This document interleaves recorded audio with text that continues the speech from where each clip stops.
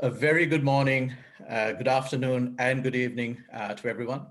My name is Chami Akmeemana. I'm the CEO of Convergence.Tech, and I want to welcome you to the final stage of our Digital Inclusion Challenge.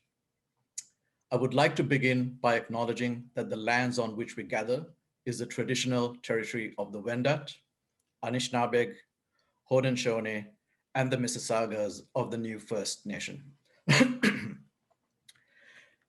We'll soon be hearing from our top 10 teams who have been working very hard preparing their solutions.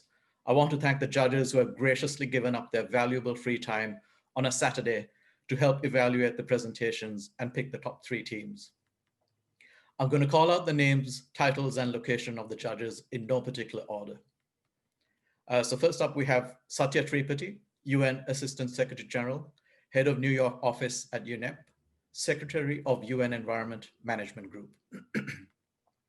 Swapnendu Mohanty, Chief FinTech Officer, Singapore Monetary Authority. Senator Colin Deacon of the Senate of Canada. Eileen Mercier, Chancellor of Wilfrid Laurier, University of Canada. She's actually calling in from Bermuda. She just landed there.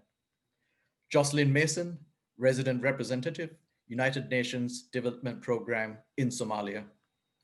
Nicolaj Peterson, Danish Ambassador to Uganda.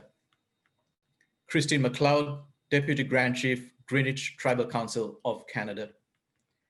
Stefan Vincent Lankrin, Senior Analyst, Project Leader, and Deputy Head of Division, Organization for Economic Cooperation and Development, also known as the OECD, and he's calling in from France. Daphna Carr, Associate Deputy Minister and Corporate Chief Information Officer, Ontario Public Service, Canada. Azia Kazmi, Global Education Policy Lead, Bill and Melinda Gates Foundation, calling in from the UK. John Polias, you are a trooper. It's almost midnight for you. John is the Chancellor of Swinburne University, Australia. We also have Hilary Hartley, Chief Digital and Data Officer, Deputy Minister, Ontario Digital Service, Canada. A big congrats to Mishek Mwaba. Mishek was, I think, last week appointed as the new president of Bow Valley College in Canada. We also have Lirom Siegel, co-founder, chairman, and CEO of the Click Group, Canada. A huge congrats to you, Lirom. I think just 2 weeks ago, Lirom was recognized as a top health influencer for the 5th consecutive year, alongside Anthony Fauci, Prime Minister Jacinda Ardern, Bill Gates, and so on. And last but not least, we have Winnie Kevaninchipant, researcher, Thailand Development Research Institute. So for the benefit of those who are not with us the last time, I thought I'd give you a quick recap of the challenge so far. As part of our corporate social responsibility, one of the key areas we focus our support is around children, youth, and education. We do 2 initiatives a year, the first being a challenge such as this, and the second a thought leadership conference on the future of learning. The last couple of years, we focused on child mental health. This year, we decided to help bring the ecosystem together around digital inclusion, given the sudden disruption to the traditional sort of in-person learning model. COVID-19's unprecedented global impact on the education industry forced it to adapt overnight. The pandemic has highlighted the need for a future of blended learning alongside new technologies, and this challenge is using COVID as a catalyst for much needed change. With this in mind, we reached out to the community, and almost every single one of the 50 or so educators, policymakers, and NGOs agreed to join the committee instantaneously. We held a number of brainstorming sessions with the committee, and within just 4 weeks, finalized the problem statement. When we opened for registrations, over 1,000 students representing 300 teams from over 30 countries applied. We then had the very tough task of picking 150 teams to compete at the challenge. The challenge kicked off with a conference tailored to the students, where speakers from around the world shared their wisdom on various education-related issues and considerations covering a plethora of topics. This rich content was shared via a total of 26 presentations that were made available to the students. As a guiding light to the students. We then provided an introduction to design thinking, which was curated by two of our committee members. Thank you, Ryan Persaud and Ginger Grant. Also thanks to Anu Bidani and her team at STEM Minds, we were able to provide the students with some coding classes as well. In total, 703 students then spent the next 10 days working on amazing solutions amidst their already busy lives. We had students in Nigeria fearing for their lives and social and political unrest as it pervaded in the country, and yet they bravely battled through the challenge, which they found was just as important for their future. Amid typhoons, monsoons, and extended power cuts in many parts of Asia, students in the Philippines, India, and Sri Lanka finally somehow managed to submit their final presentations. Having done a few trips to Afghanistan, we were very lucky to have made some incredible friends that helped us find teams and mentors in a country facing immense challenges. It was very encouraging to see 13 all-girls teams from Afghanistan and several other countries. We are thrilled to keep building the involvement of women in tech, with over 47% of our students identifying as female and almost 1% as non-binary. Even children as young as 10 years old. It's important to note that 6 out of the teams presenting today are actually high school teams. And now you may ask how we supported this many students from different time zones. This was actually thanks to the amazing mentors that offered their time and support. Each mentor was paired with 2 to 3 teams that conducted regular check-ins. We also held town hall meetings 3 times a day, every other day via Zoom, to foster global discussion and networking for our students. Those completing the technical solutions with coded demos had also access to technical mentors to help them. After a busy 10 days, the challenge officially ended November 1st at 5 p.m. EST, which then left us with the arduous task of selecting the top 10 teams that are presenting today. We were absolutely, quite literally stunned by the level of complexity and ingenuity shown by every student in every team, and we thank you all for contributing.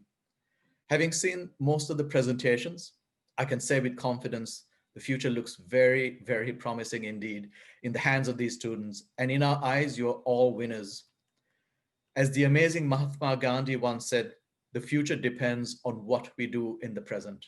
And we look forward to hearing from these teams on how we can live up to that as we guide in their ideas towards well-gelled practical models for implementation. For this stage of the competition, I'm honored and humbled to welcome Lord Timothy Clement-Jones, whose reputation and long esteemed career goes before him. He's the chair of the Council of Queen Mary, University of London, coincidentally, my alma mater. Thank you, Lord Tim, for lending us your wisdom. I will hand over to you now.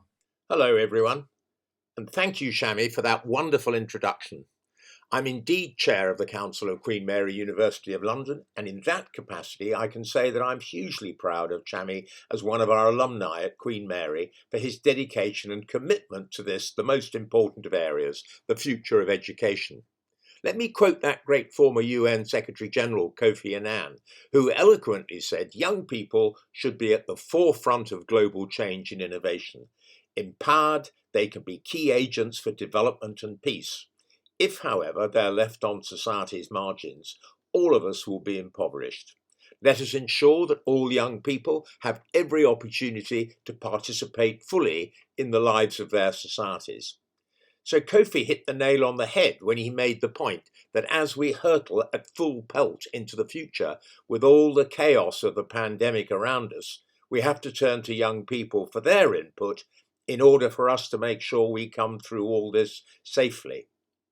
Now, I know 10 teams will be presenting to us today, and I can tell you the future is quite literally in your hands. So I urge you to help shape it properly so that the lives of your children and grandchildren will be lived in a world we can all be proud of. So no pressure then.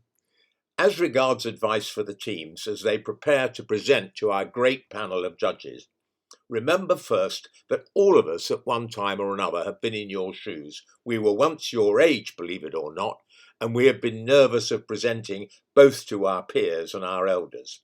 If I could go back in time and talk to myself at your age, I would simply tell myself to be myself, to let my passion come through, to stand up for what I believe in, and to follow my dreams, no matter how daunting they may seem.